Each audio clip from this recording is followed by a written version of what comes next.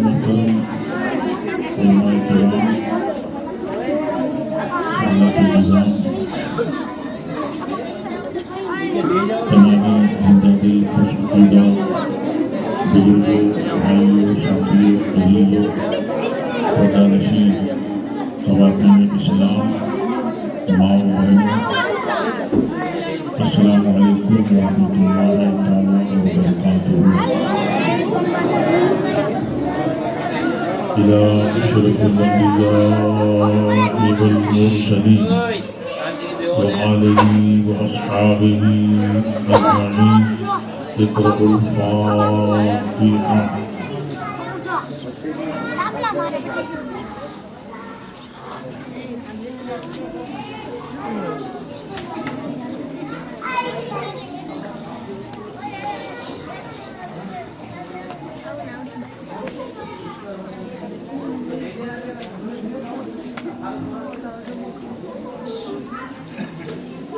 قال الله تبارك وتعالى في شأن حبيبه الكريم: إن الله وملائكته يصلون على النبي يا أيها الذين آمنوا صلوا عليه وسلموا تسليما۔ اللهم صل وسلم وبارك على سيدنا ونبينا ومولانا محمد وآله وأصحابه أجمعين۔ صلاة وسلام عليك يا رسول الله، صلاة وسلام عليك يا حبيب الله، وعلى آلك وأصحابك يا خير خلق الله، وأفوض أمري إلى الله إن الله بصير بالعباد برحمتك يا أرحم الراحمين۔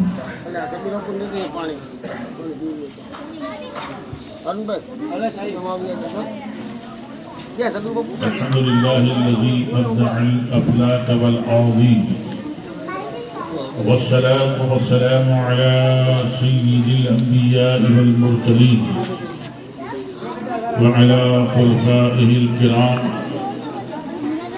وأزواجه الطيبات وأهل بيته الفخام وأصحابه العظام وعلى التابعين وتبع التابعين والأئمة المجتهدين، خصوصا سيدنا أبي حنيفة النعمان رضي الله تعالى عنه، وعلى سائر النجباء والنقباء والأغواص والأقطاب، خصوصا سيدنا شيخ عبد القادر الجيلاني رضي الله تعالى عنه، وعلى سائر الأولياء والصوفياء والأتقياء والمصلحين والمبلغين، خصوصا سيدنا معين الدين چشتی سنجری اجمیری رضی اللہ تعالی عنہ، وعلى سائر المحققين والمدققين والمجددين، خصوصا سيدنا شیخ احمد رضا القادری برکاتی بریلوی، وعلى سائر الأولياء والصلحاء والمؤمنين والمؤمنات والمسلمين والمسلمات، أما بعد، قال الله تبارك وتعالى في القرآن المجيد والفرقان الحميد: أعوذ بالله من الشيطان الرجيم، بسم الله الرحمن الرحيم، يرفع الله الذين آمنوا منكم والذين أوتوا العلم درجات، آمنت بالله صدق الله مولانا العظيم، وبلغنا رسوله النبي الأمين الكريم ورؤوف رحيم، ونحن على ما قال ربنا لمن الشاهدين والشاكرين والذاكرين والمطمئنين والموقنين، والحمد لله رب العالمين۔ معزز بزرگوں، بھائیوں، ساتھیوں، عزیزوں، ماؤں بہنوں، جیت پور کی سرزمین پر مدرسہ غوثیہ نوریہ کے سالانہ جلسہ میں برکتوں کے حصول کے لیے اور اہل مدرسہ و طلباء و طالبات کی حوصلہ افزائی کے لیے اور اپنی دینی علمی محبتوں کا ثبوت دینے کے لیے یہاں جلسہ گاہ میں حاضر ہیں۔ کافی دیر سے جلسہ جاری ہے اور آپ حضرات نے مدرسہ کے بچوں سے تلاوت، نعت، واعظ وغیرہ سماعت کیا اور بچوں کی حوصلہ افزائی کے لیے جو انعام تقسیم کیے گئے، یہ حسین منظر بھی آپ نے اپنی آنکھوں سے دیکھا۔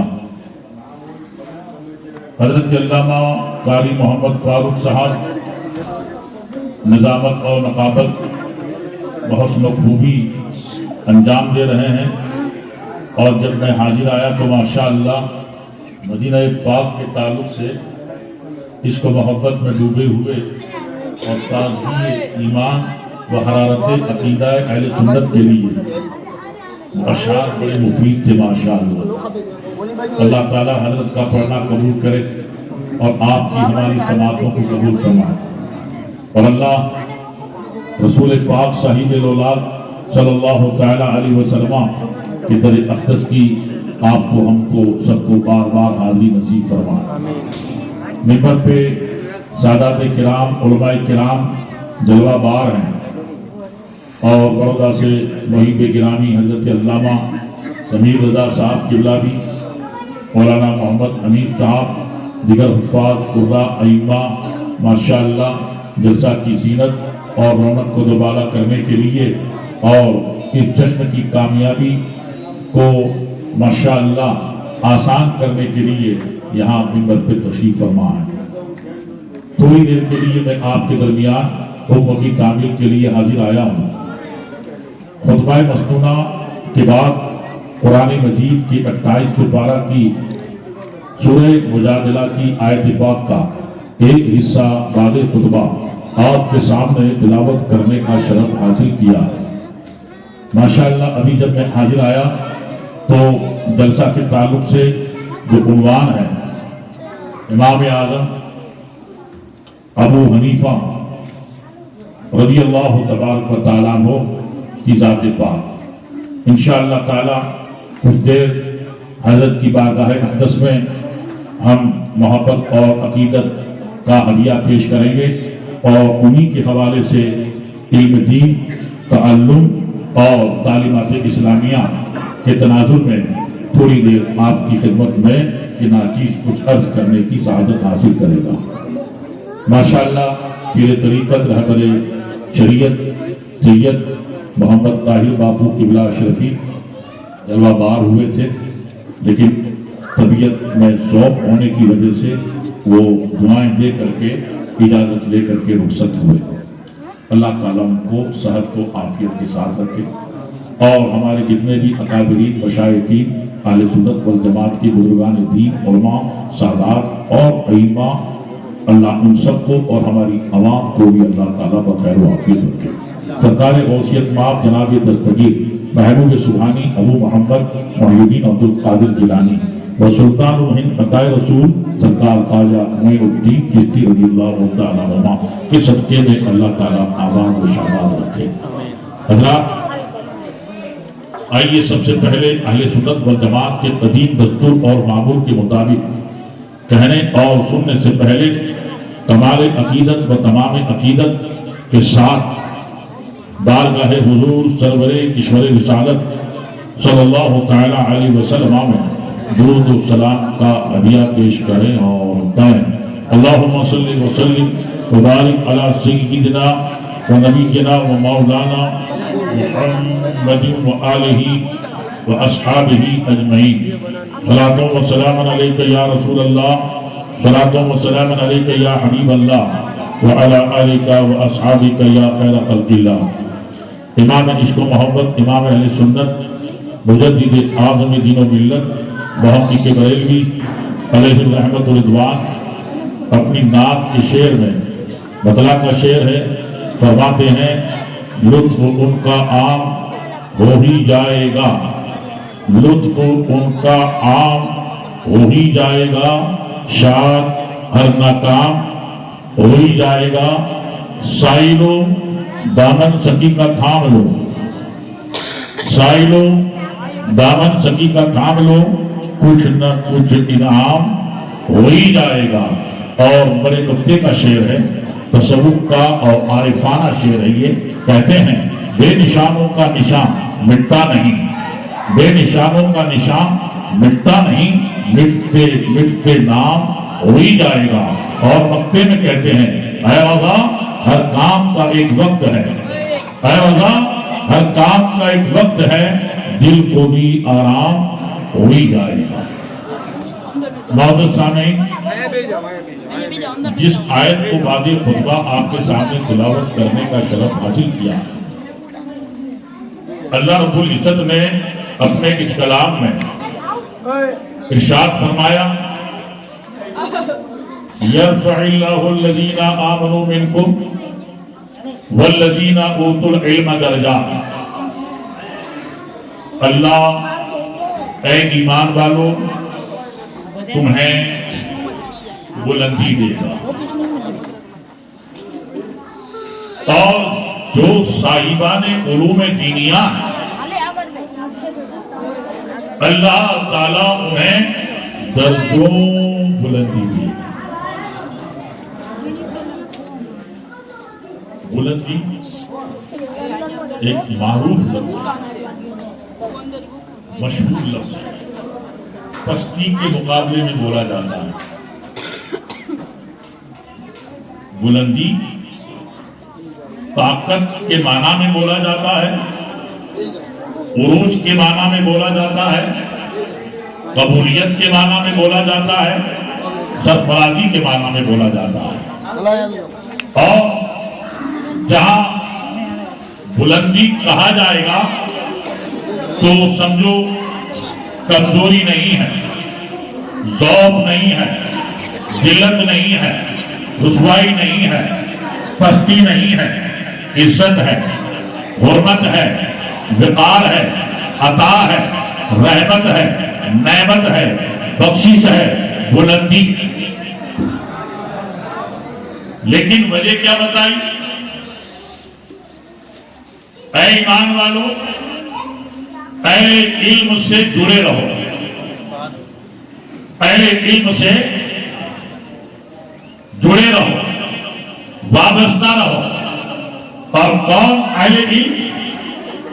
قرآن میں جن کو صاحبان علوم دینیہ بتایا, اللہ تبارک و تعالیٰ نے جنہیں علم دین کی دولت سے نوازا, اللہ تبارک و تعالیٰ نے قرآن کی تعلیمات سے, صاحب قرآن نبی پاک صلی اللہ علیہ وسلم کی تعلیمات سے, اور رسول اللہ صلی اللہ علیہ وسلم کی شریعت مطہرہ کے احکام, اصول, ارکان اور نشیب و فراز سے سرفراز کیا. وہ اہل علم ہے قرآن پاک نے جن کے تعلق سے ہم ایمان والوں کو حکم دیا فَاسْأَلُوا أَهْلَ الذِّكْرِ إِن كُنتُمْ لَا تَعْلَمُونَ.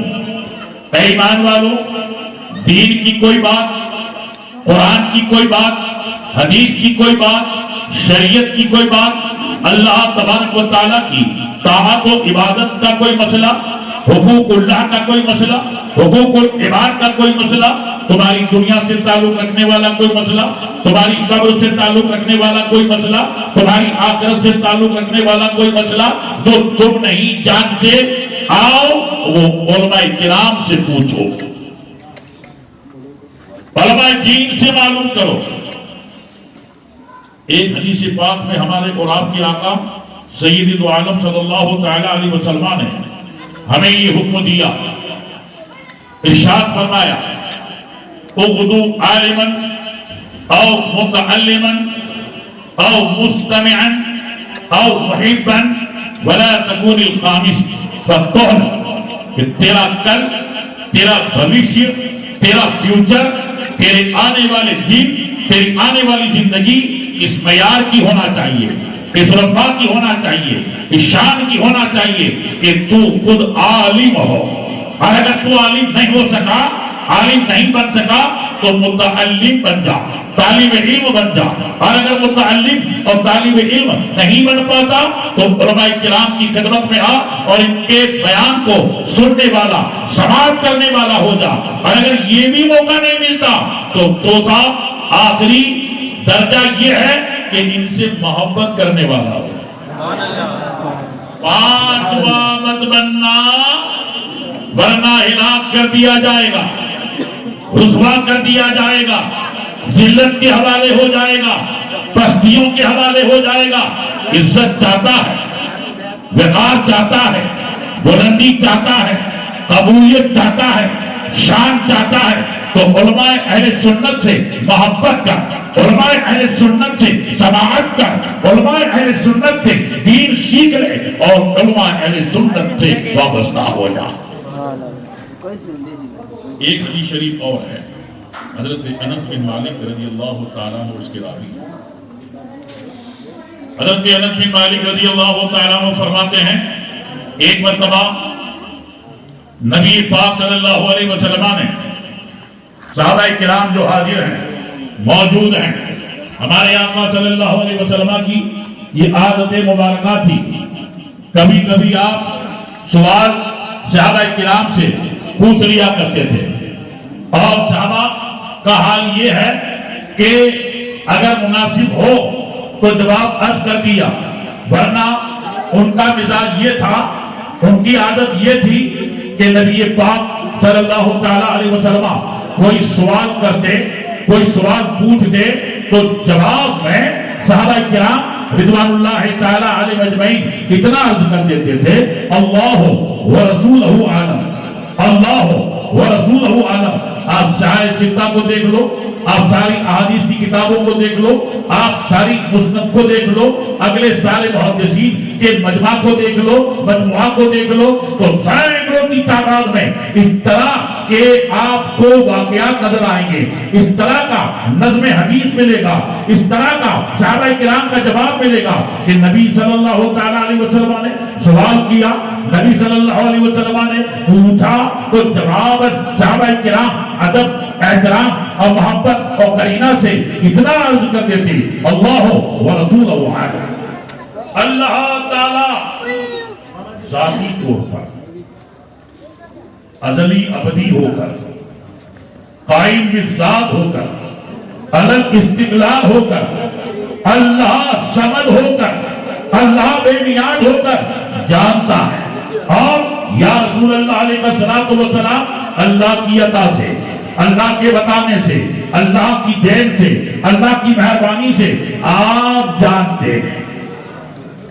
ہم اہل سنت و جماعت کا یہی عقیدہ ہے نا، حقیقی علوم، ذاتی علوم سب اللہ کے پاس ہے، اور عطائی علم اللہ تعالیٰ نے انبیاء کرام، رسولان اعظام اور بالخصوص ہمارے اور آپ کے آقا صلی اللہ علیہ وسلم کو عطا فرمائے۔ پھر ہر نبی کی امت کے اولیاء، بالخصوص ہمارے آقا صلی اللہ علیہ وسلم کی امت میں آپ کے صحابہ، اہل بیت پاک، تابعین، تبع تابعین، ائمہ مجتہدین، اغوار، ابداع، محقق اور مجدد وغیرہ ہوں، یہ نفوس قدسیہ نبی کی عطا سے جاتے ہیں۔ تو حضرت انس بن مالک رضی اللہ تعالیٰ روایت کرتے ہیں، کہتے ہیں کہ ایک دن ہمارے آقا صلی اللہ تعالیٰ علیہ وسلم نے موجودین صحابہ، حاضرین صحابہ جو اس وقت بارگاہ رسالت مآب صلی اللہ تعالیٰ علیہ وسلم میں حاضر تھے، ہمارے آقا صلی اللہ علیہ وسلم نے سب کو مخاطب کر کے ایک سوال پوچھا، ایک سوال کیا، هل تدرون من اجود جودا؟ اے صحابہ کیا تمہیں ادراک ہے، تمہیں علم ہے، تمہیں معلوم ہے کہ سب سے بڑا جواد کون ہے، سب سے بڑا مہربان کون ہے، سب سے بڑا دیالو کون ہے؟ سوال آسان تھا اور سوال کا جواب بھی آسان تھا، کوئی دقیق سوال نہیں تھا، کوئی ادب سوال نہیں تھا، کوئی پیچیدہ سوال نہیں تھا، آسان سوال تھا۔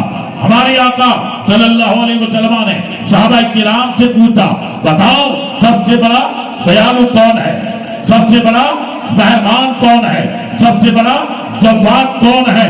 تو صحابہ کرام رضوان اللہ تعالی علیہ مجمعین کی جماعت نے ایک زبان ہو کر کے جواب پیش کیا اللہ و رسولہ عالم، اللہ بہتر جانتا ہے اور یا رسول اللہ علیہ الصلوۃ والسلام اللہ کی عطا سے آپ بہتر جانتے ہیں۔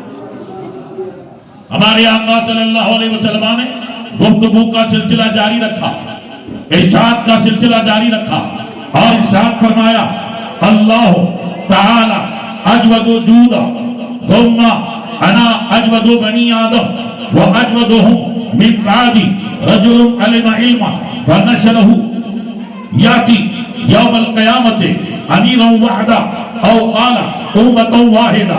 ہمارے آقا صلی اللہ علیہ وسلم نے فرمایا ذاتی طور پر علل استقلال سند ہو کر سب سے بڑا جواد اللہ رب العالمین ہے۔ اور پھر ہمارے آقا صلی اللہ علیہ وسلم فرماتے ہیں ثم انا اجود بنی آدم، اور پوری دنیا انسانیت میں عالم آدمیت میں بنی نوع آدم میں سب سے بڑا جواد، سب سے بڑا دیالو، سب سے بڑا مہربان میں ہوں۔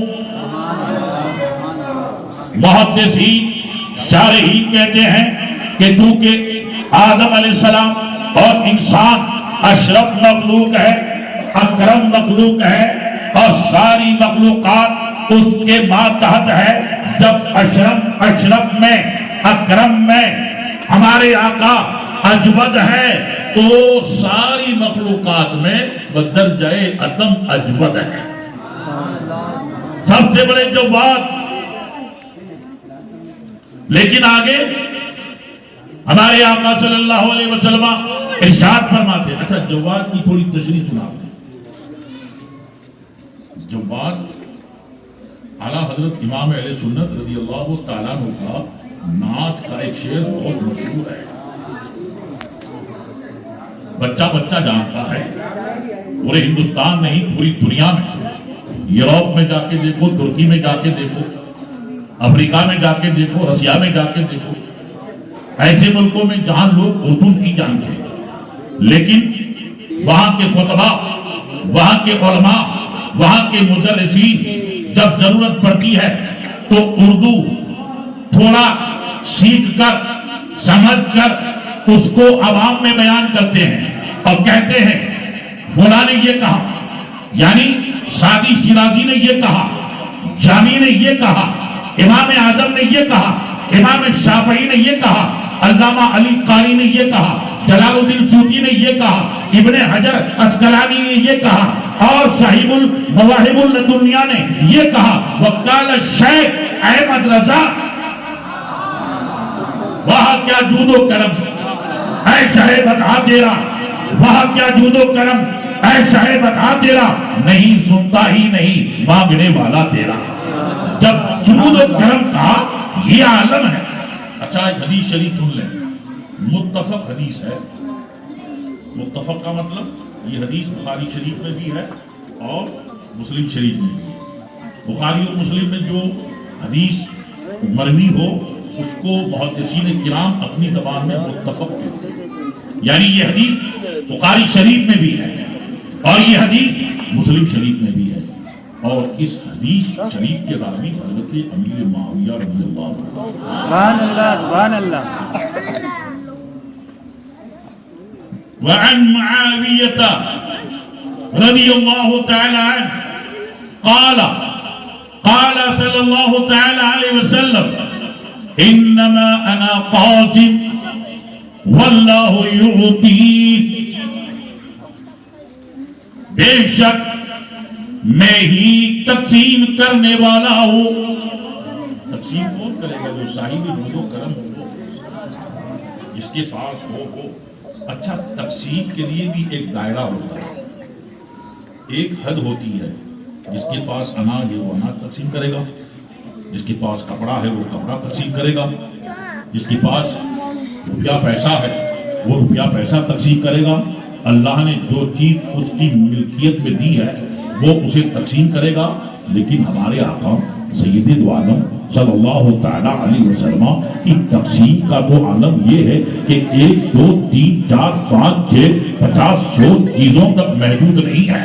جہاں تک اللہ کی کائنات کی وسعت ہے وہاں تک میرے آقا کی تقسیم کی وسعت ہے. اسی کو اعلیٰ حضرت امام عشق و محبت رضی اللہ تعالیٰ بیان کرتے ہیں کہ نعمتیں بانٹتا جس سمت وہ جیشان گیا، وہ زمین پر گیا، وہ مکہ گیا، وہ ہرا گیا، وہ غار ثور گیا، وہ بدر گیا، وہ احد گیا، وہ معراج گیا، وہ مسجد اقصی گیا، وہ نامکہ گیا، وہ عرش گیا، وہ سدرہ گیا، وہ کرسی گیا، وہ آسمانوں میں گیا، وہ فرشتوں میں گیا، جہاں گیا نعمتوں کی تقسیم کا والا چاہتا.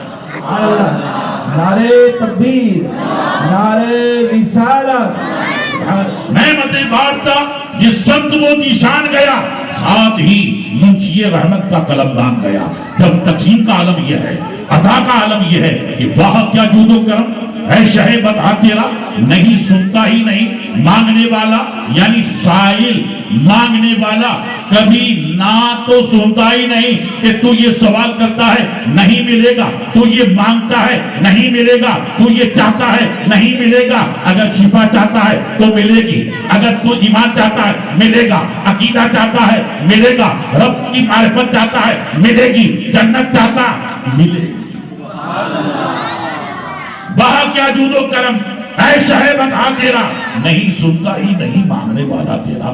جب عطا ایسی ہے تو اعلیٰ حضرت اس عطا کی شان کو دیکھ کر اپنا مسلک اور اپنا عقیدہ بتاتے ہیں. کہتے ہیں کہ میں تو کا جملہ دیکھیے، تیور دیکھیے، گویا جو منکر ہیں ان کی دھجیاں حضرت اڑا رہے ہیں، دھجیاں اڑا رہے ہیں کہ فلاں کہتا ہے نبی نہیں دے سکتے، فلاں کہتا ہے یعنی وہابی کہہ سکتا ہے نبی کو قدرت نہیں، دیوبندی کہتا ہے نبی کو قدرت نہیں، غیر مقلد کہتا ہے نبی کو قدرت نہیں، مودودی کہتا ہے نبی کو قدرت نہیں، مگر اعلیٰ حضرت کہتا ہے کہ جو غوث پاک والا ہوتا ہے، جو غوث پاک کا شہنائی ہوتا ہے، جو خواجہ کا چاہنے والا ہوتا ہے، جو امام اعظم ابو حنیفہ کا سچا مقلد ہوتا ہے، اس کی تو گولی یہ ہے، اس کا تو مذہب یہ ہے، اس کا تو مسلک یہ ہے، اس کا تو تیور ہی ہے. وہ یہی کہے گا، ڈنڈے کی چوٹ پہ کہے گا میں تو مالک ہی کہوں گا کہ وہ مالک کے حبیب یعنی محبوب و محب میں نہیں میرا. سبحان اللہ، سبحان اللہ. نعرے تکبیر، نعرے رسالت، نعرے حیدری، عشق و محبت، عشق و محبت. ایک بات ذہن میں رکھنا کہ اس حدیث کے راوی حضرت امیر معاویہ رضی اللہ عنہ، وہ امام بخاری نے ان کی روایت لی، امام مسلم نے ان کی روایت لی، دوسرے محدثین نے ان کی روایت لی. کیوں؟ امام بخاری کا تو عالم یہ تھا کہ جب آپ حدیث درج کرتے، غسل کرتے، 2 رکعت نماز پڑھتے اور پھر نبی صلی اللہ علیہ وسلم کے مواضع اقدس کے قریب مراقب ہوتے اور حدیث کے بارے میں نبی کا کیا فیصلہ ہے، نبی کا کیا حکم ہے، نبی کا کیا فرمان ہے، اس کا انتظار کرتے، معلوم کرتے. اگر نبی کی بارگاہ سے اشارہ ملا تو جہاں اس حدیث کو امام بخاری نے لکھا وہیں امام بخاری نے بحیثیت راوی امیر معاویہ کا نام لکھا. تو حضور کی بارگاہ سے جواب مل گیا، معاویہ بھی قبول ہے، حدیث بھی قبول. سبحان اللہ. اب جسے معاویہ اپنی کتاب میں لکھے، جسے امام مسلم اپنی کتاب میں لکھے، جسے ملا علی قاری لکھے، سینکڑوں نہیں ہزاروں محدثین لکھے، ہزاروں فقہا لکھے، اب اس کے بارے میں اگر آج کوئی غلط تاثر دینا چاہے، غلط ذہن دینا چاہے تو سمجھنا یہ تاثر سنیوں کا نہیں ہے، سبحان اللہ. یہ اثر سنیوں کا نہیں ہے، یہ کہیں سے وائرس لگ گیا، کہیں سے بھی وائرس لگ گیا ہے. اللہ اکبر. حضرات समाप्त कीजिए। थोड़ी तवज्जो दीजिए। इमाम इश्क मोहब्बत सैयदी सरकार आला हज़रत रज़ी अल्लाह ताला कहते हैं, मैं तो मालिक ही कहूंगा कि हो मालिक के हमीद, यानी महबूब व मुहिब में नहीं दे रहा। की अता अल्लाह सुभान अल्लाह, ऐसी अता कि हज़रत मौला कायनात करमल्लाहु तआला वजहुल करीम यमन भेजा जाता। अली तुम यमन की काजी, काजी का मतलब चीफ जस्टिस। वो मुल्क इस्लामी मुल्क था, इस्लामी मुल्क में बहैसियत काजी अली तुम जाओ।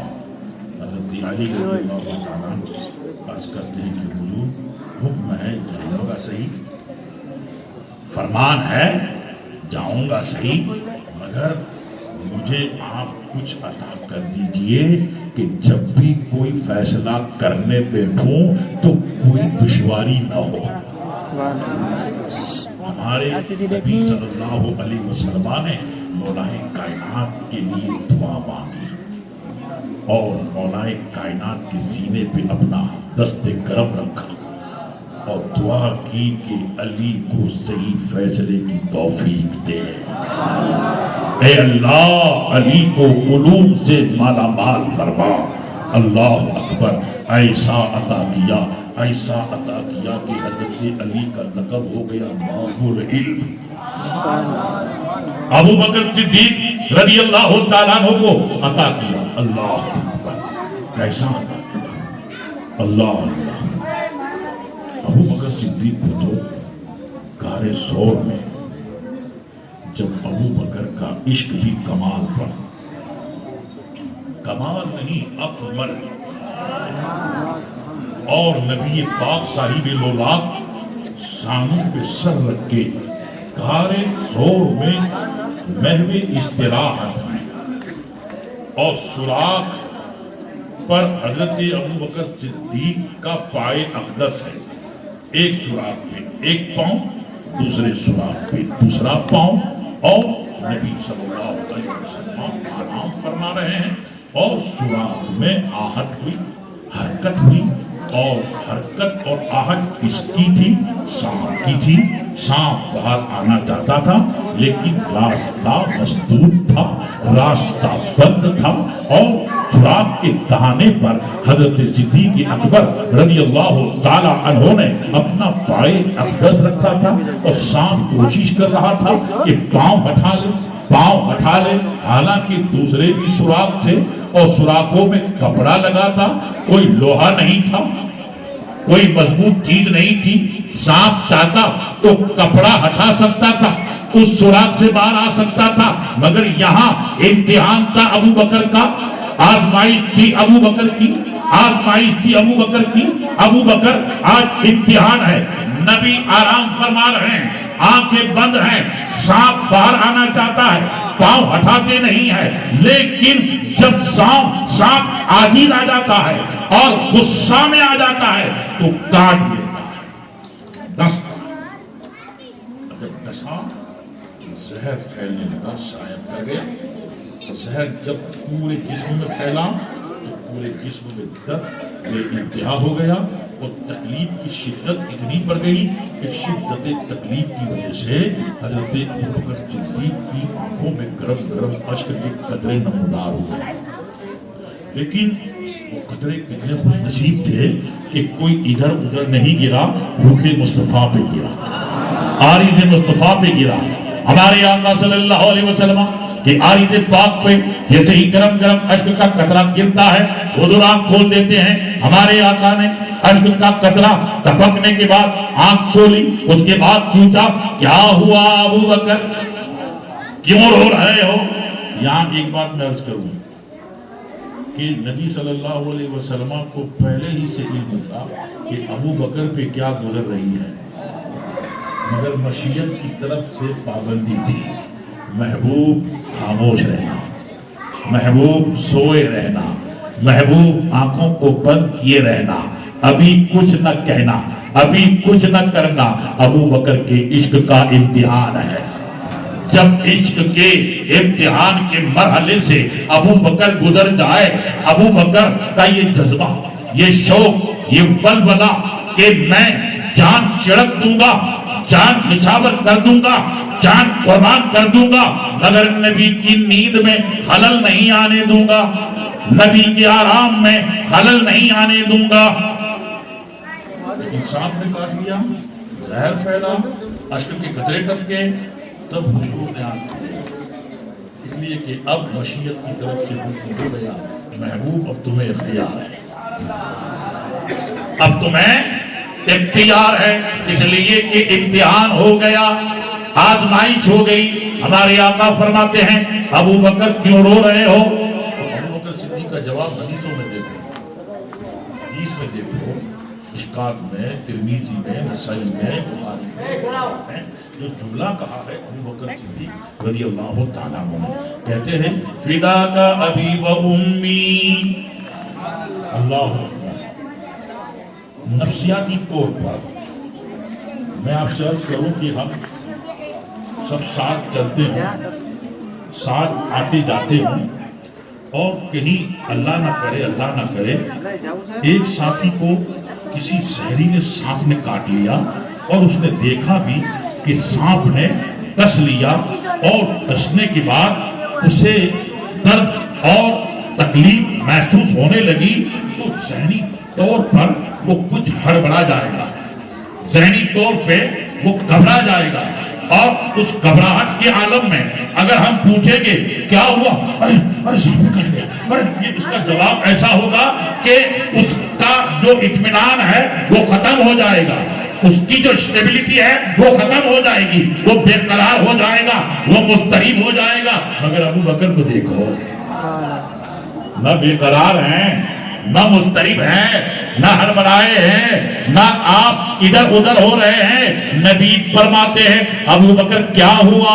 تو ادب کے ساتھ، ادب اور رسپیکٹ کے ساتھ، محبت کے ساتھ، قرینہ کے ساتھ دیتے ہیں۔ تو کیا کہا؟ فداک ابی و امی، یعنی یہ جملہ کہہ کر کے اطمینان کا اظہار کر دیا، یہ جملہ کہہ کر کے اطمینان کا اظہار کر دیا، میں کیا میرے ماں باپ بھی قربان، یا رسول اللہ ابو بکر کیا ابو بکر کے ماں باپ بھی آپ پہ قربان؟ فداک ابی و امی، لودی گتو یا رسول اللہ، اے اللہ کے رسول صلی اللہ علیہ وسلم میں ڈس لیا گیا۔ حضور فرماتے ہیں کہاں ڈسے گئے ہو؟ جگہ بتاؤ، جگہ بتائی تو انگشت مبارکہ میدان پاک کا لعاب شریف لیا، اور لعاب شریف جہاں زخم تھا مقام زخم پر لعاب شریف رکھا، جیسے ہی مقام زخم پر لعاب شریف رکھا گیا درد چلا گیا، تکلیف چلی گئی، زہر کا اثر ختم ہو گیا، جان جانے کو بے قرار تھی، جان واپس ہو گئی۔ اعلیٰ حضرت نے وہ شعر کہا ہے کہ مولا علی نے واری تیری نیند پر نماز، وہ مقام صحابہ عصر کی نماز، ادھر بھی مولا کائنات کے زانوں کے نبی صلی اللہ علیہ وسلم سر پاک رکھ کے آرام فرما، اور وقت عصر چلا گیا، نماز ادا ہو گئی، مولا کائنات کو نماز کی اتنی محبت، اللہ اکبر، کہ حضور کی محبت میں نماز ادا کی، پھر بھی آنکھوں میں آنسو آ گئے، اور وہ اشک کے قطرے بھی بہت فیروز وقت تھے، فیروز مند تھے کہ نبی صلی اللہ علیہ وسلم کے رخسار پہ گرے۔ ادھر بھی ہمارے آقا نے فرمایا علی کیوں رو رہے ہو؟ تو حضرت علی عرض کرتے ہیں یا رسول اللہ علیہ الصلوۃ والسلام، میری نماز اثر قضا ہو گئی۔ ادھر نبی صلی اللہ علیہ وسلم بیٹھ گئے اور حضرت سے کہا پلٹ آ، میرے علی کی اثر قضا نہیں ہوگی، ادا ہوگی، پلٹ آ۔ سورج جو پلٹا ہے اعلیٰ حضرت نے اس کی منظر کشی کی ہے، کہتے ہیں سورج الٹے پاؤں پلٹے. یہ الٹے پاؤں پلٹنے کا جو محاورہ ہے وہ بہت ہی اہم الٹے پاؤں یعنی حکم کی تعمیل میں ذرہ برابر تاخیر نہ ہو. مڑنے میں جتنی دیر ہوتی وہ دیر بھی سورج نے گوارا نہ کی. وہ دیر بھی سورج نے گوارا نہ کی. مڑوں گا تو تاخیر ہو جائے گی. اس لیے الٹے ہی پاؤں تاکہ تاخیر نہ ہو, طاعت اور فرما برداری میں دیر نہ ہو. سورج الٹے پاؤں پلٹے, چاند اشارے سے ہو چاک اند نجدی دیکھ لے قدرت رسول اللہ کی. ادھر سورج پلٹ آیا, ادھر مولا کائنات نے نماز اثر ادا کی, اور ادھر جان پلٹ آئی. ابو بکر صدیق توانا ہو گئے, تندرست ہو گئے. اعلیٰ حضرت نے دونوں حدیثوں اور واقعات کے تناظر میں اس طرح سے کہا, مولا علی نے واری وہ بھی عصر جو سب سے اعلیٰ خطر کی ہے. صدیق بلکہ غار میں جہاں اس پہ دیکھیں, اس کا اشارہ بھی نیند کی طرف ہے. ان کی طرف لوگ بہت سے مختلف بولتے ہیں, یہ بولتے ہیں کہ صدیق بلکہ غار میں جہاں ان پہ دے چکے, ان سے اگر کہو تو موصوف اور اس کی طرف کہو تو صفت. اعلیٰ حضرت نے جو کہا ہے صفت کے بارے میں کہا ہے کہ علی نے جس کے لیے نماز کو قضا کیا اس کے لیے ابو بکر نے جان دے دی. علی رضی اللہ تبارک و تعالیٰ نبی صلی اللہ علیہ وسلم کی نیند کے لیے اثر کی نماز قضا کر دی. مولا علی نے واری, یا رسول اللہ علیہ السلام تیری نیند پر نماز, اور وہ بھی اثر جو سب سے اعلیٰ قدر کی ہے. اور صدیق بلکہ غار میں جہاں اس پہ دے چکے, اس پہ یہ ضمیر لوٹتی ہے نیند کی طرف, اس پہ صدیق بلکہ غار میں جہاں ان پہ دے چکے. اور حفظ جان کو جانے فرود غرر کی ہے, اگر شرن جان کی حفاظت اہم فرائض میں سے اور اہم باتوں میں سے ایک بات ہے, مگر یا رسول اللہ یہ ان کا عشق تھا, یا رسول اللہ یہ ان کی محبت تھی, یا رسول اللہ آپ کے تعلق سے ان کے سینوں میں آپ کی ذات, آپ کی صفات کو لے کر ادب ہے, احترام ہے, تعظیم ہے. اور تعظیم کا جذبہ اتنا عرفہ و اعلیٰ ہے, عشق اتنا اکمل اور اتم ہے کہ ادھر نماز کو قضا کر دیا, ادھر جان کو چھوڑ دیا. مگر یہ آپ کا تصرف ہے, آپ کا اختیار ہے, آپ کی شان ہے کہ تو نے ان کو جان اور انہیں پیر دی نہ, اور وہ تو کر چکے جو کرنی بچی. اب ایک ساتھ جسے ہم امام اعظم ابو حنیفہ, دیکھیے قرآن پاک میں اور قرآن و حدیث میں ہمارا ایک نام مسلمان ہے اور ہمارا ایک نام مومن ہے, مگر پھر نبی صلی اللہ علیہ وسلم کی حدیث شریف سے ہی ہمیں ایک اور نام ملا, وہ نام ہے اہل سنت والجماعت. حدیث پاک میں ہمارے آقا صلی اللہ تعالی علیہ وسلم ارشاد فرماتے ہیں, علیکم بالجماعہ, اے لوگوں جماعت کے ساتھ رہو. علیکم بسنتی وسنت خلفاء الراشدین المہدیین, میری سنت پر اور میرے خلفاء کی سنت پر. اور ایک حدیث شریف جس میں بتایا کہ میری امت میں 73 فرقے ہوں گے. کتنے؟ 73.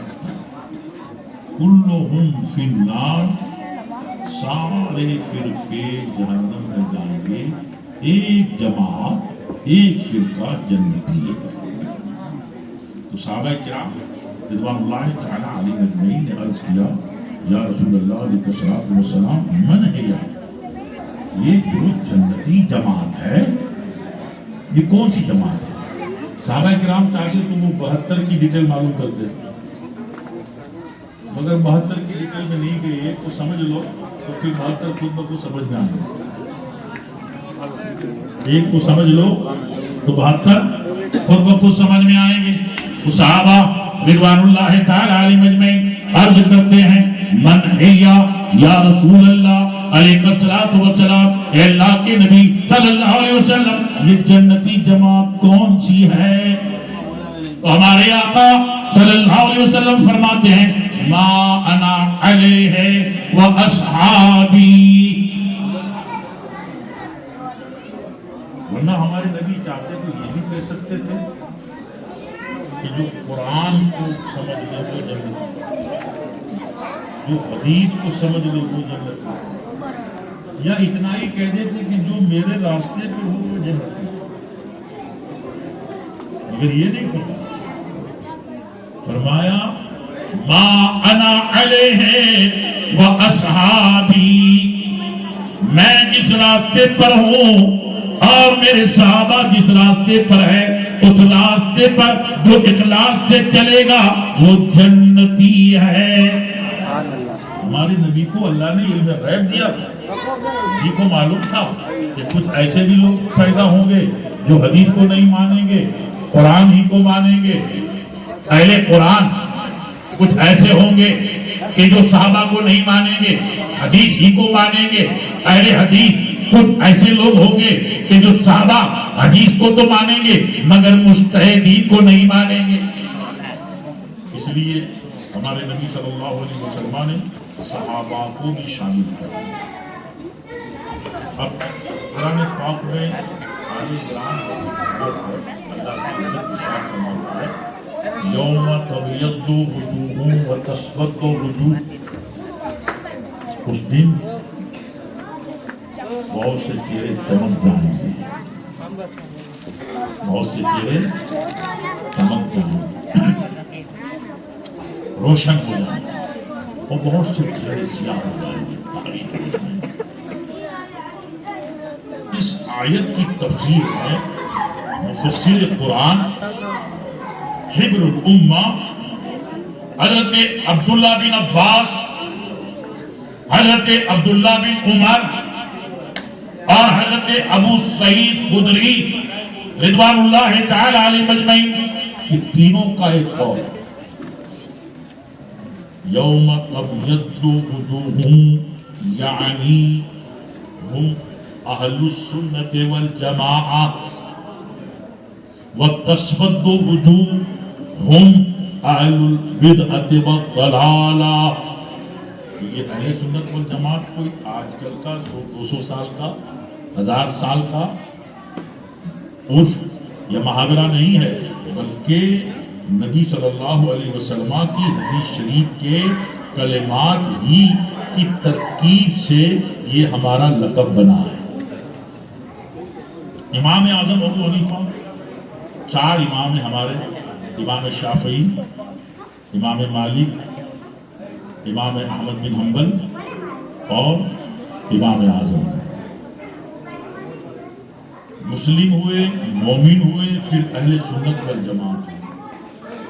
اس کے بعد حنفی ہوئے، شافعی ہوئے، مالکی ہوئے، حنبلی ہوئے، ماتریدی ہوئے، اشعری ہوئے. پھر اس کے بعد قادری ہوئے، چشتی ہوئے، نقشبندی ہوئے، سہروردی ہوئے. اللہ تعالیٰ نے اپنے محبوبی اور مقبولی بندوں کو ایسا نوازا کہ مومنوں کو ان کے نام سے منسوب کر دیا.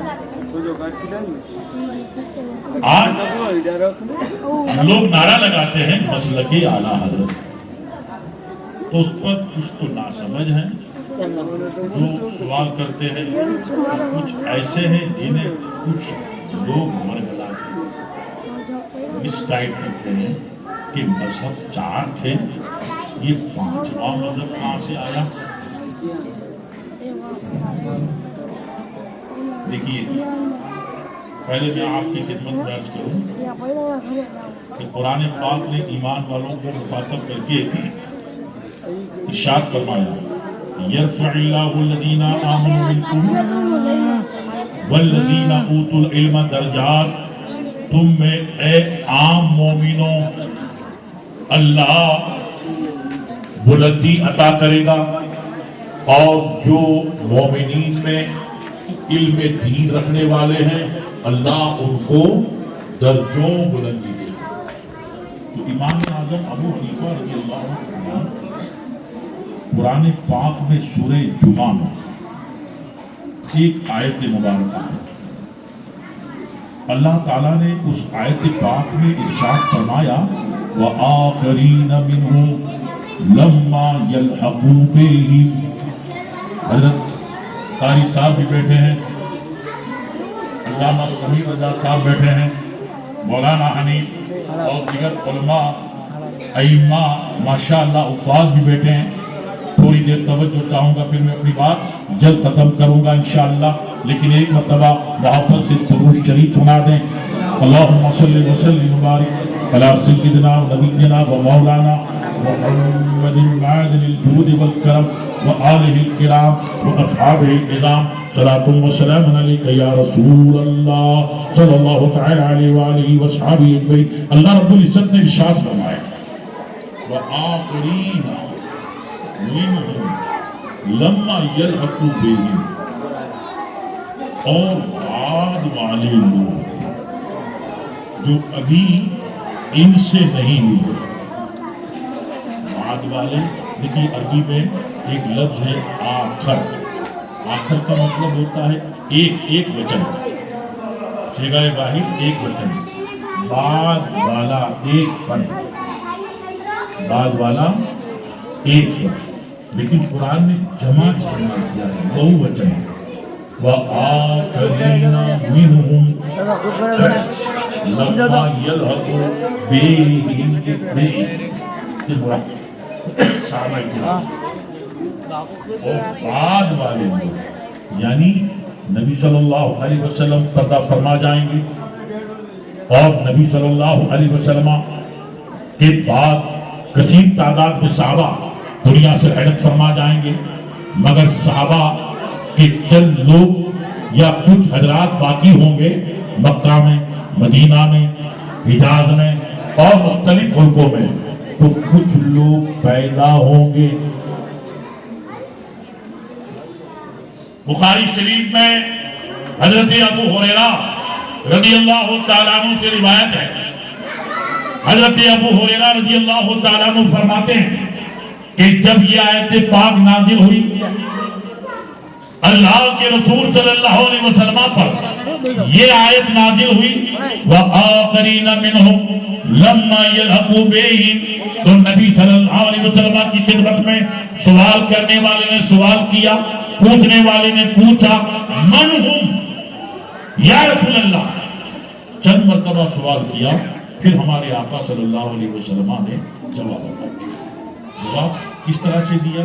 حضرت ابو ہریرہ کہتے ہیں کہ حضرت سلمان فارسی رضی اللہ تعالیٰ عنہ قریب بیٹھے تھے، تو اللہ کے نبی صلی اللہ علیہ وسلم نے اپنا دست پاک حضرت سلمان فارسی کے دوش پاک پہ رکھا، مبارک کندھے پہ رکھا، مبارک کندھے پہ رکھ کے ہمارے آقا صلی اللہ علیہ وسلم نے فرمایا لو کان العلم عند الثریہ لنالہ رجل من هؤلاء او قال رجال من هؤلاء، اگر علم ثریہ کی بلندی تک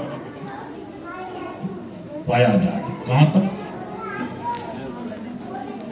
اب ثریہ کہاں؟ چائنا میں ہے، رسیا میں ہے، برٹن میں ہے، کینیڈا میں، امریکہ میں ہے، سعودیہ میں ہے۔ آپ کہیں گے کہ پرتھوی پہ ثریہ نہیں ہے، زمین پہ ثریہ نہیں ہے، ثریہ آسمان پر ہے۔ تو کتنا ڈسٹینس ہے، کتنا انتر ہے، یہ تو کھگور شاستری ہی بتا سکتے ہیں۔ ایک حدیث شریف ہے علم کے تعلق سے، ہمارے آقا صلی اللہ علیہ وسلم ارشاد فرماتے ہیں اطلب العلم ولو کان بالسین، علم دین سیکھو، علم دین حاصل کرو، قرآن پڑھو، حدیث پڑھو، نماز کو سمجھو، روزہ کو سمجھو، زکات کو سمجھو، حج کو سمجھو، قربانی کو سمجھو، فرائض کو سمجھو، واجبات کو سمجھو، حقوق اللہ کو سمجھو، حقوق العباد کو سمجھو، حسب ضرورت اے مسلمان تو علم دین حاصل کر، یہ تجھ پہ فرض ہے۔ طلب العلم فریضۃ علی کل مسلم و مسلمہ، اور کما قال صلی اللہ علیہ وسلم حسب ضرورت علم دین کا سیکھنا ہر مسلم مرد اور عورت کے لیے فرض ہے، مگر علم دین طلب کرنے کے لیے اس حدیث شریف میں جو ہمارے آقا نے فرمایا اطلب العلم ولو کان بالسین، علم دین حاصل کر، اگر چائنا تک کا سفر کرنا۔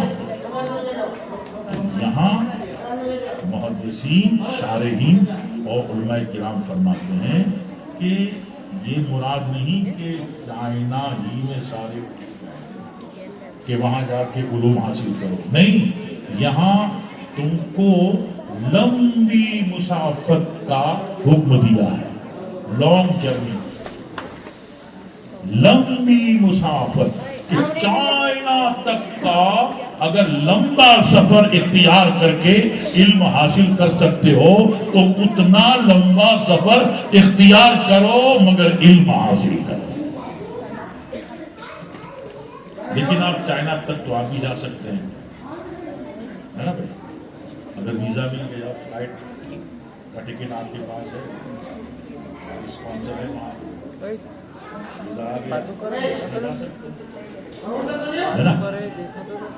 بہت سے تاجر، بزنس مین، بیپاری لوگ سامان خرید و فروخت کے لیے وہاں سے لاتے ہیں، جاتے رہتے ہیں، انڈیا سے رشیا، انڈیا سے امریکہ، انڈیا سے یو کے، انڈیا سے دبئی۔ لیکن میں آپ سے عرض کروں کہ ہم کوئی گرہ تک جا سکتا ہے، منگل تک جا سکتا ہے، چاند تک جا سکتا ہے، سوریا تک جا سکتا ہے۔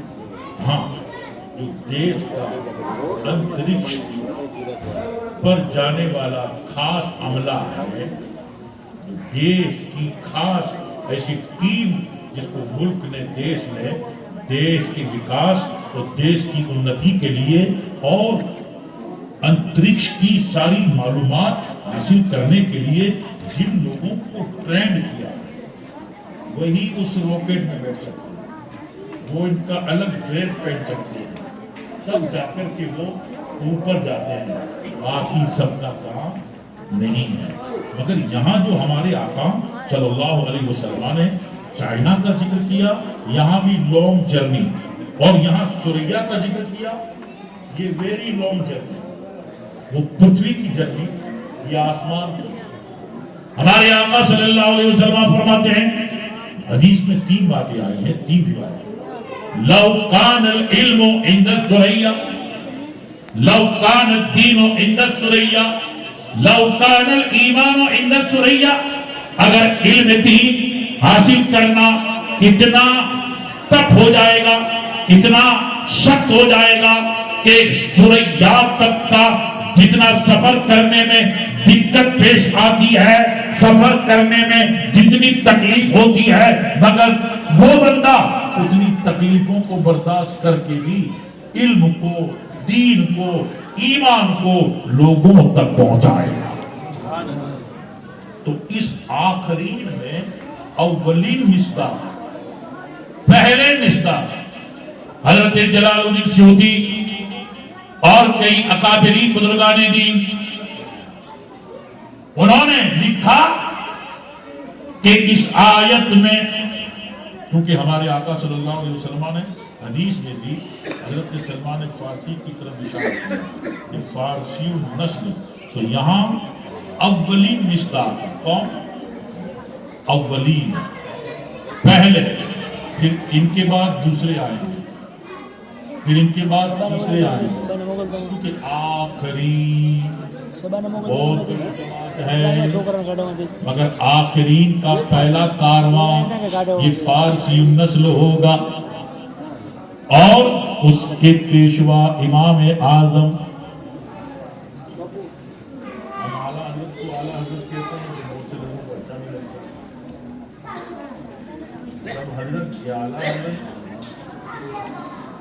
ہم کہتے ہیں سب امام امام اعظم، سب غوث ہوئی غوث اعظم، سب خواجہ ہوئی خواجہ اعظم۔ اللہ جس کو چاہتا ہے عظمت دیتا ہے۔ امام اعظم ابو حنیفہ رضی اللہ تبارک و تعالیٰ کو اللہ تعالیٰ نے علم دین کے لیے اور فقہ اسلامی کی ترویج و اشاعت کے لیے پیدا فرمایا تھا، اور امام اعظم ابو حنیفہ رضی اللہ تعالیٰ کیا تھے؟ مجتہد تھے۔ مجتہد کسے کہتے ہیں؟ کہ جو قرآن پاک میں 550 کے قریب وہ آیتیں جو ملت اور حرمت احکام پر دلالت کرتی ہیں، وہ ساری آیتیں ہمہ وقت ان کے پیش نظر ہوتی ہے، اور ان آیت کی تفسیر میں نبی صلی اللہ علیہ وسلم کی جتنی صحیح حدیثیں ہیں وہ ساری ہمہ وقت پیش نظر ہوتی ہے، اور احادیث و قرآن کے تعلق سے صحابہ کرام کے جتنے اقوال ہیں وہ اقوال ہمہ وقت پیش نظر ہوتے ہیں۔ ان تمامی باتوں کے علاوہ الہام و القاء بھی ہوتا ہے۔ لاکھوں مسائل کا استنباط کیا امام اعظم ابو حنیفہ نے، کتنے؟ لاکھوں مسائل۔ اب دیکھیے اس کو آپ یوں سمجھیے کہ حضور اعلیٰ حضرت رضی اللہ تعالیٰ دوسرا حج کرنے کے لیے مکہ شریف گئے،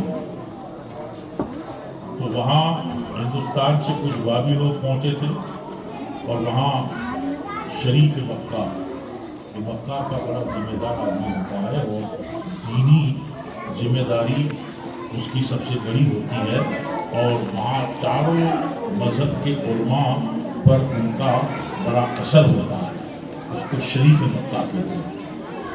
تو شریف مکہ کے پاس جا کر کے ہندوستان کے کچھ وابی مولویوں نے اعلیٰ حضرت رضی اللہ عنہ کے بارے میں کام کیا اور کچھ غلط باتیں سنائی کہ یہ ہندوستان سے مولوی احمد رضا آیا ہے، یہ نبی کے علم غیب کو اللہ کے علم غیب کے برابر مانتا ہے، معاذ اللہ ثم معاذ اللہ۔ یہ تہمت لگا، کیونکہ تہمت لگانے والے سب مولوی لوگ ہیں۔ تو شریف مکہ نے علماء کرام سے کہا کہ بھئی مولانا احمد رضا آئے ہیں، ان سے علم غیب کے تعلق سے سوال کیا جائے اور ان سے جواب لیا جائے۔ سوال کیا گیا، اعلیٰ حضرت رضی اللہ تعالیٰ عنہ سے کچھ سوالات تھے، اعلیٰ حضرت نے ان سارے سوالات کے جوابات، سوالات عربی میں تھے، خالص عربی،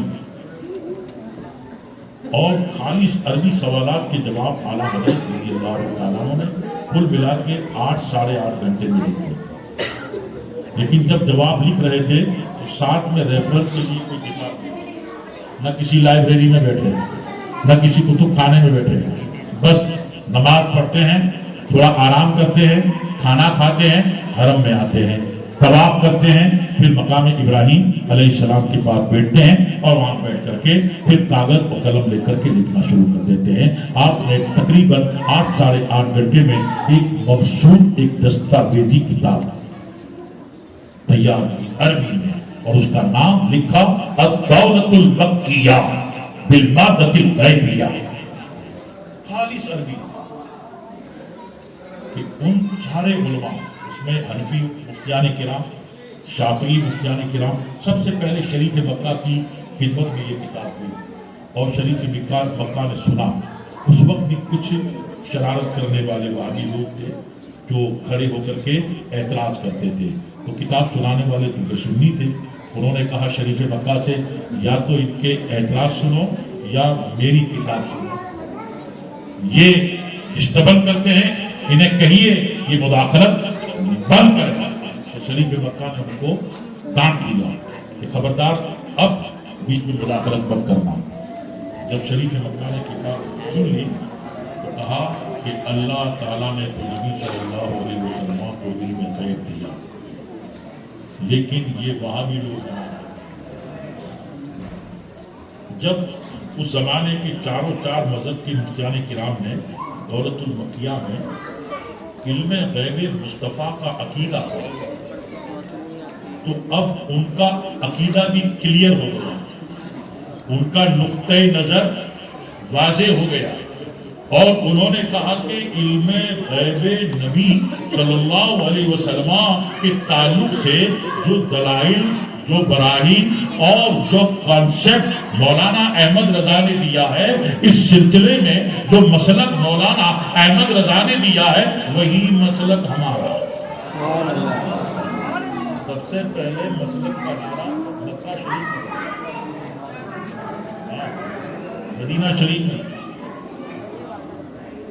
جب علماء کرام نے دیکھا کہ اللہ اللہ اتنے دلائل، ایسی تحقیق، تو ایک پینڈنگ مسئلہ تھا زیر غور، نوٹ کا مسئلہ. مفتی مکہ جو چیف مفتی تھے ان کے پاس پینڈنگ تھا. شروع میں جب کاغذ کا نوٹ نکلا، پہلے تو کاغذ کا نوٹ نہیں تھا، سکے ہی تھے، سونے کا سکہ، چاندی کا سکہ، پیتل کا، تانبے کا. اس کے بعد اناج کے بدلے اناج، مویشی کے بدلے مویشی، جو شرعاً جائز ہے لیتے اس طریقے سے لیتے ہوتا خرید.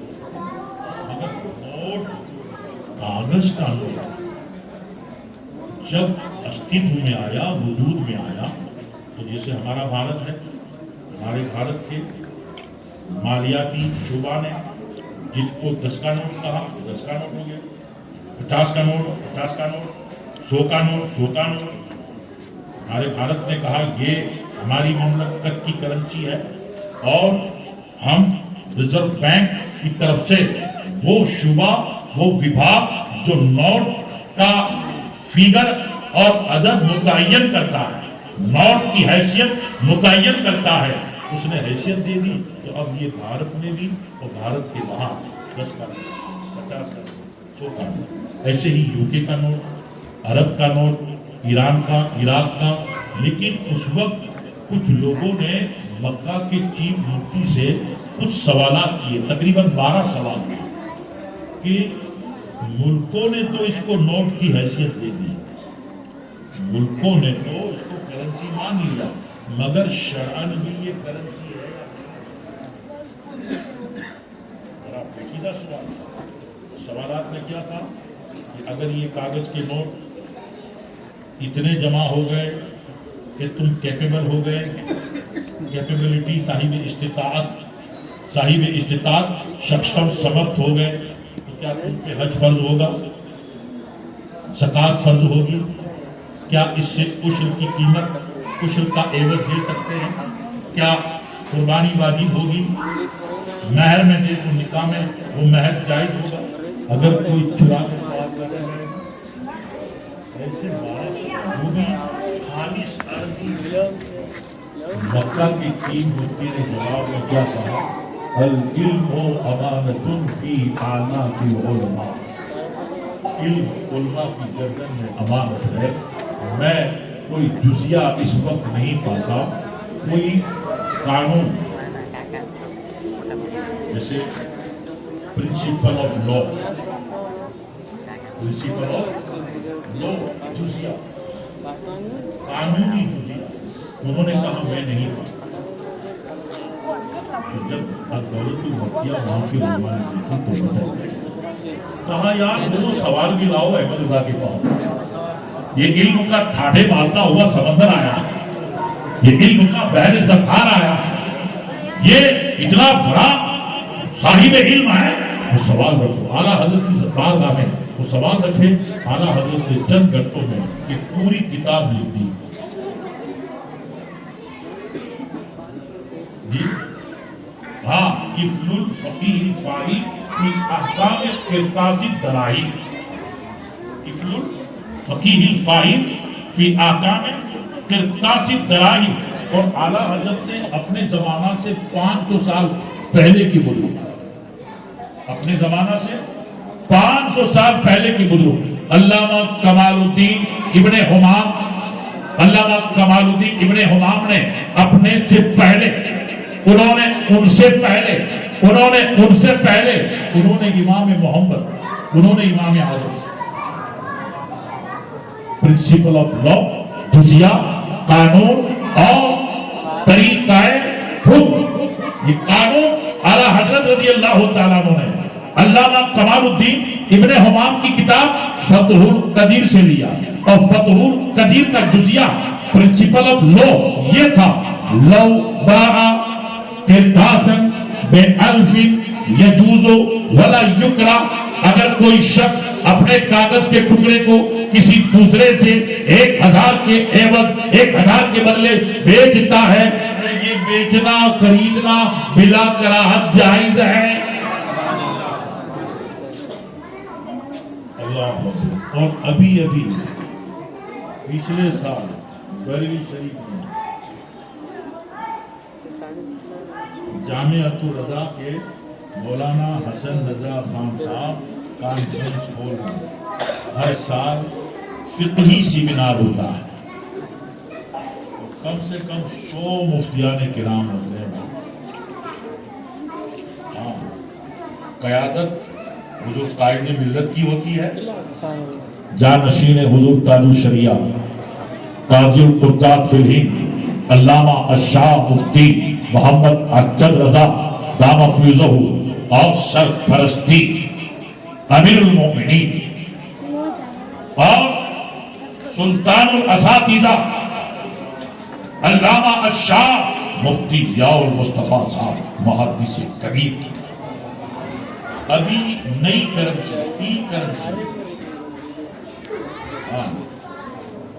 یعنی الیکٹرانک کرنسی جو فزیکل ہاتھ میں نہیں ہوتی، جیسے کاغذ کا نوٹ ہوتا ہے، مادی روپیہ نہیں ہوتا، غیر مرئی مگر فزیکل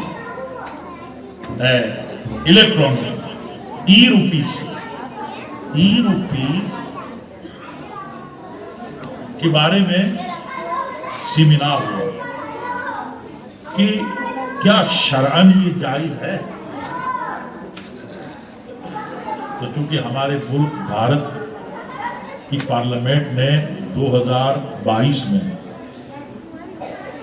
مالی وزیر نے فائنینشلی منسٹر نے بھارت کی پارلیمنٹ میں یہ ٹھہراؤ رکھا کہ اس کرنسی کو ہم اپنے ملک میں مانیتا دیتے ہیں. اب اس کرنسی کی ذمہ داری ہماری یعنی بھارت کی اسی طرح ہوگی جیسے کاغذ کی نوٹ کی ذمہ داری. جب یہ ٹھہراؤ ہمارے دیش کی پارلیمنٹ نے منظور کیا تو حضور محدث کبیر نے بتایا کہ چونکہ کرنسی کی سلامتی کی گارنٹی ملک نے لی ہے تو اب اس کا جائز ہونا چاہیے. پھر تحقیق کی، سب سے رائے لی تو بالاتفاق اس کو جائز کیا. کاغذ کے نوٹ کا جواز کا فتویٰ بھی بریلی نے دیا اور ای روپی کے جواز کا فتویٰ بھی بریلی نے دیا.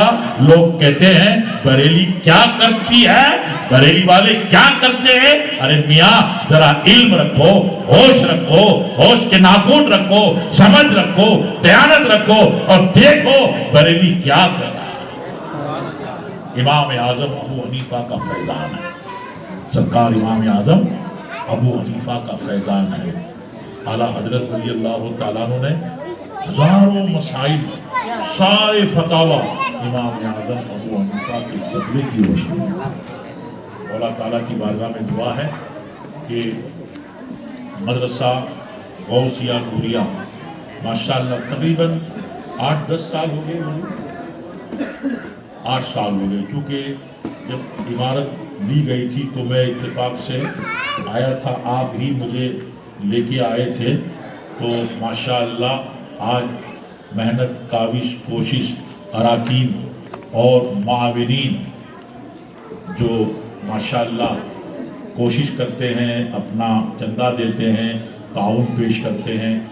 और जो सदर हैं, क्या कौन सदर बताए, फारूक हैं, माशाअल्लाह, और औसाफ भाई माशाअल्लाह, और जो दीगर मुआविनीन मददगार आप जैसे सब माशाअल्लाह अहले इल्म, अल्लाह ताला सबको सलामत बाकरामत रखे, मदरसा को उरूज पे रखे, दीनी तालीम अल्लाह ताला हमें हमारे बच्चों को, हमारी नस्लों को क़यामत तक अता फरमाए। दुनिया की तालीम आप जितना देना चाहें, school, high school, college, university, आप हाईली एजुकेशन दिलाइए, बच्चों को डॉक्टर बनाइए, इंजीनियर बनाइए, साइंटिस्ट बनाइए, लॉयर बनाइए, लेकिन बच्चों को बचपन ही में कुरान ऐसा सिखा दीजिए, नबी की मोहब्बत ऐसा घुट्टी में पिला दीजिए कि ईमान इनका स्ट्रॉन्ग हो जाए, ईमान अकीदा सलामत रहे, और फिर उसकी दुनिया भी आबाद रहे,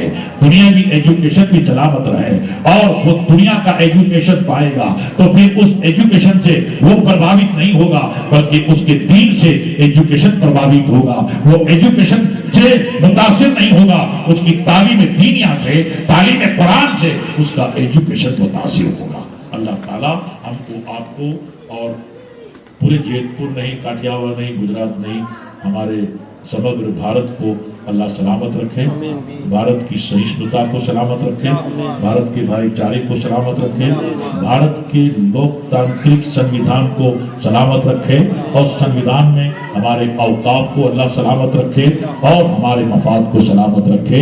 अल्लाह ताला अहले सुन्नत वल जमात के मज़हब पे रखे, मसलक हुजूर आला हज़रत रज़ी अल्लाह ताला अन्हु पे रखे, और जब जहां जिस हाल में अल्लाह हमें उठाए, ईमान के साथ उठाए, हुजूर गौसे पाक गरीब नवाज के सदके में, अल्लाह हसनैन पाक के सदके में, उनके नाना जान सल्लल्लाहु अलैहि वसल्लम की क़यामत में हम गुनहगारों को शफाअत नसीब फरमाए। कहने में इस कम इल्म बेबदाअत से कहीं भी कोई एक ऐसा लफ्ज कलेमा या जुमला काबिल गिरफ्त सादिर हुआ हो तो मैं उससे रुजू करता हूँ, तौबा करता हूँ, इस्तिग़फ़ार पढ़ता हूँ, अस्तग़फ़िरुल्लाह, और तौबा करता हूँ, और कलमा पढ़ता हूँ, ला इलाहा इल्लल्लाह मुहम्मद रसूलुल्लाह सल्लल्लाहु अलैहि वसल्लम, व मा अलैना इल्लल बलाग, बिरहमतिक या